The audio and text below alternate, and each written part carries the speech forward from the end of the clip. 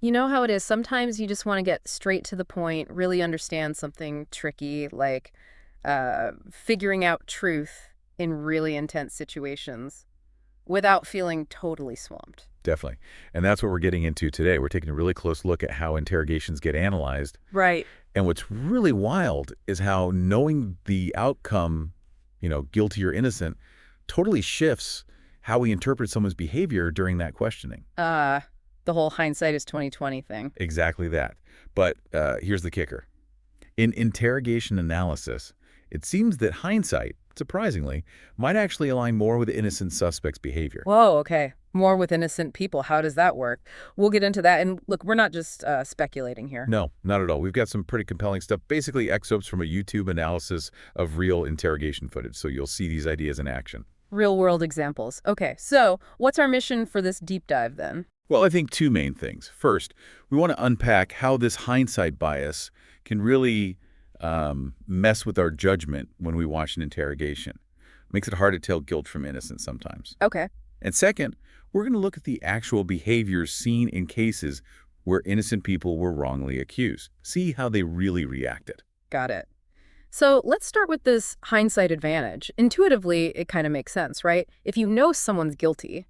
Yeah, you'll naturally focus on things that look like guilty behavior. You might pick out certain statements, the source calls them imperatives, like maybe subtle commands or acknowledgments. Imperatives, right? Things that sound like they fit the guilty narrative. Exactly. And you might just gloss over stuff that doesn't fit. You build this neat story because you already know the ending. Makes sense. But then the twist. Right. The twist is that this hindsight advantage seems even more compatible when looking back at interrogations of people later proven innocent. Okay, that's the part I'm stuck on. Why would knowing the outcome make it easier or more compatible to analyze someone innocent? So the thinking is this. With an innocent person, you're supposedly removing those versatile factors of misdirection and trickery that a guilty person might be using. Okay. Because they're not trying to deceive, theoretically. Right. So what you're left with is supposedly relatively straightforward behavior. Okay, I can see the logic there. Less manipulation, less complex deception tactics to wade through. Precisely. Now, it's super important to say, obviously, everyone reacts differently. Being interrogated, especially if you're innocent, is incredibly stressful. Trauma impacts behavior hugely. Sure, absolutely. People might act strangely just out of fear or confusion. Totally. But the argument our source makes is that generally you can still tell the difference between someone acting atypically due to stress and someone whose behavior actually points towards guilt, which brings us nicely to our first case. Michael Dixon. Michael Dixon, yeah. This case really highlights how tricky interpreting behavior can be, especially seemingly cooperative behavior. So tell us about him. Who is Michael Dixon? Okay, so Dixon was 37, living in Hamilton, Ontario. Described as, popular, friendly guy, but also kind of reserved. An introvert. Okay. He apparently preferred his job as an assembler because he wasn't keen on public speaking, even turned down a trade show gig because of it. Doesn't sound like your typical profile for a jewelry store thief. Not at all. But that's what he was accused of. August 15th, 2003, there was a break-in, police chase. Right. They lose the suspect, and then they see Dixon getting off a bus nearby. He's just heading home from work. And he's the first person they spot coming out of an alley. Yep. Arrested him right there at gunpoint. Wow. Even though he insisted he was innocent, said he'd cooperate. Right.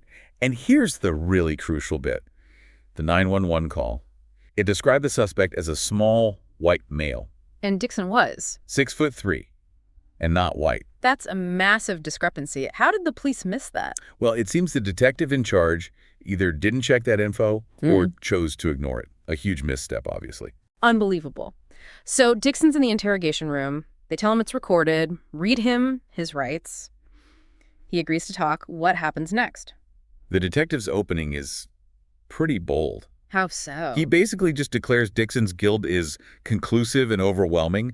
Doesn't even really ask. He jumps straight to, so what kind of guy are you? What? Like, trying to figure out his motive already. Serial burglar versus a one-off thing. Exactly. He framed it as, maybe Dixon did it because the power was out that night. Just assumed guilt from the get-go. That's incredible. But the analysis focuses on Dixon's reaction, this nonverbal challenge. What was he doing? It's fascinating, actually, his body language. Yeah. He leans forward, looks the detective right in the eye, consistently, same level. Projecting confidence. Yeah, self-confidence, poise, especially because the source notes The detective seemed a bit nervous. Huh.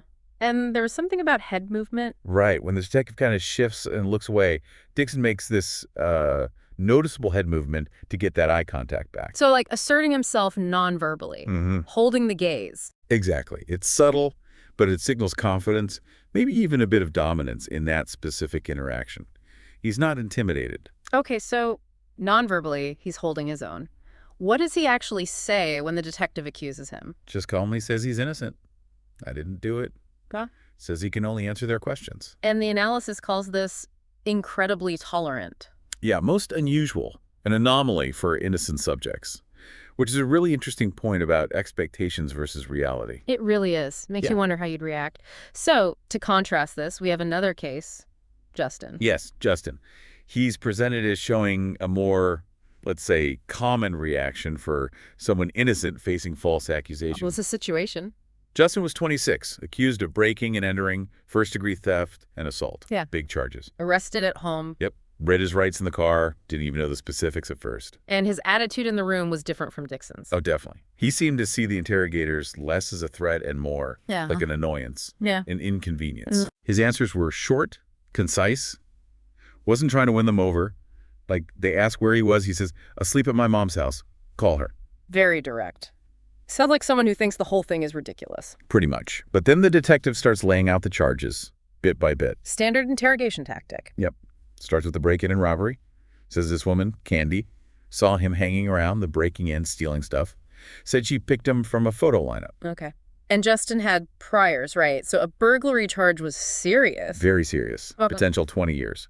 And that's when his reaction changes dramatically from Dixon's calm. How so? He gets forceful. Leans forward, louder voice. Really emphasizes, I didn't break in her house. Denies even knowing her. Right. And he mentions her ex-boyfriend. Yeah. Brings up Tim Stahl dancer, says maybe the police should talk to him. And we know Justin was telling the truth here. Absolutely. Completely exonerated. Candy got caught lying in court. Turns out she was later arrested for domestic violence herself. Justin was proven innocent, no doubt. Wow. Okay, so that's his reaction to the burglary.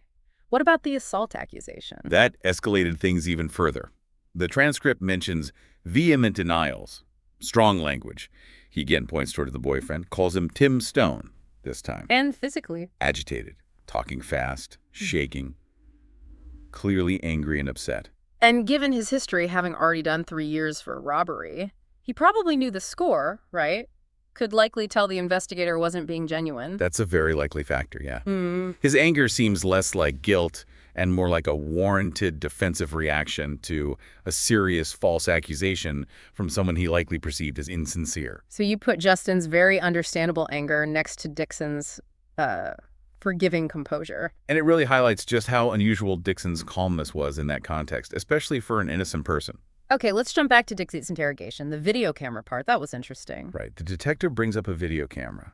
And Dixon's initial reaction seems like relief. Relief? Why relief? Maybe thinking, great, the video will prove I wasn't there. But then the penny drops. If he's innocent, how could he be on video doing it? Exactly. Confusion, skepticism sets in. He starts thinking, wait a minute, it's intuitive reasoning.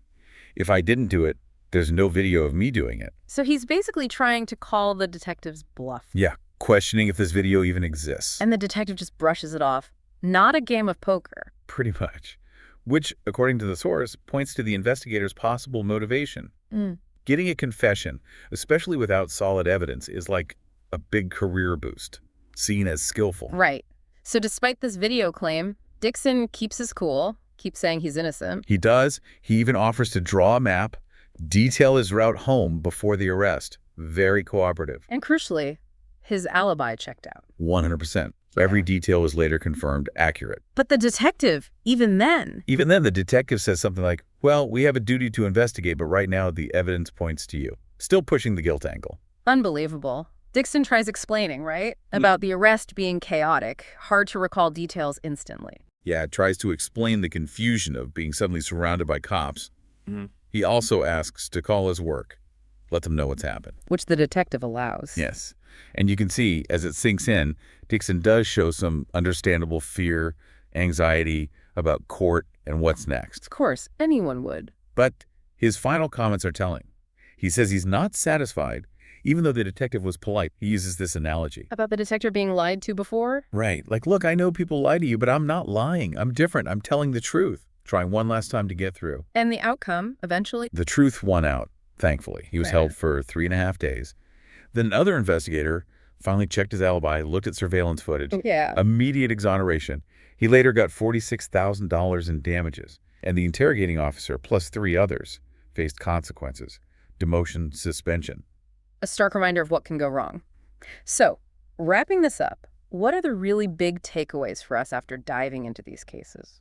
Well, first, I think it's clear that hindsight bias is a real trap in analyzing interrogations.